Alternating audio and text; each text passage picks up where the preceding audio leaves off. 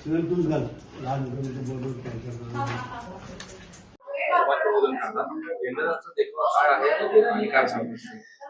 मी हाताळतो म्हणण्यापेक्षा सुद्धा आमच्या मुलांची ही आयडिया आहे, त्यांची कल्पना आहे की आपण यावर्षी हा देखावा करावा. देखावा खूप त्यांनी त्यांच्या पद्धतीने मांडायचा प्रयत्न केलाय. गोष्ट छोटी आहे गणपती बाप्पाच्या आयुष्यातली, आपल्या सगळ्यांना माहिती आहे की कार्तिक स्वामी आणि त्यांच्यामध्ये स्पर्धा लागते की पृथ्वीला 3 प्रदक्षिणा मारायच्या. कार्तिक स्वामी स्वतः जातात पृथ्वीला प्रदक्षिणा मारायला, पण गणपती बाप्पा मात्र स्वतःच्या आई वडिलांभोवतीच प्रदक्षिणा मारतात आणि ते सांगतात की माझ्यासाठी माझं जग म्हणजे माझे आई वडील आहेत. मला असं वाटतं की केवढी तरी मोठी शिकवण गणपती बाप्पांच्या छोट्याशा गोष्टींना आपल्याला मिळते की जे आपले जन्मदाते आहेत, ज्यांनी आपल्याला संस्कार केले, आपल्यावरती घडवलंय, आपल्याला जन्म दिलाय, त्यांचा सांभाळ करणं म्हणजे पृथ्वीचा सांभाळ करणं आहे. तर या छोट्याशा गोष्टीतनं मला असं वाटतं खूप मोठी गोष्ट बाप्पांनी सांगितली.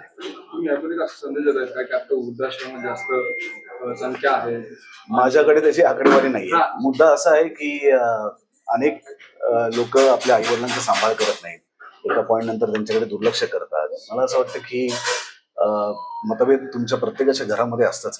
कुठली हाताची 5 बोटं सुद्धा सारखी नसतात, त्यामुळे प्रत्येकाचे विचार वेगळे असतील, प्रत्येकाचे मतं वेगळे असतील, पण तरी सुद्धा आपल्या जन्मदात्या आई वडिलांचा सांभाळ करणं ही कुठल्याही मुलाची किंवा मुलीची जबाबदारी आहे आणि तो त्यांनी आयुष्यात केला. सर, मतभेदाचा मुद्दा निघाला. आपण बघितलं तर पुण्याची गणेशोत्सव प्रसिद्ध आहे, मात्र सार्वजनिक गणेशोत्सव मंडळांमध्ये मतभेद बघायला मिळाले.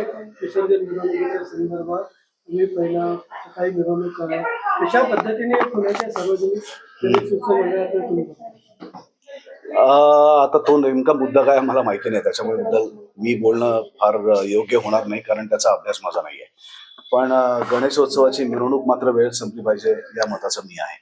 कारण दुसऱ्या दिवशी खरं तर महिन्याने अमावस्या चालू होते आणि त्या दिवशी गणपतीचं विसर्जन करणं ही कधी चांगली गोष्ट नसते. त्यामुळे जो वेळ विसर्जनाचा आहे त्या वेळेतच विसर्जन मिरवणूक संपली पाहिजे या आग्रही मताचं मी आहे.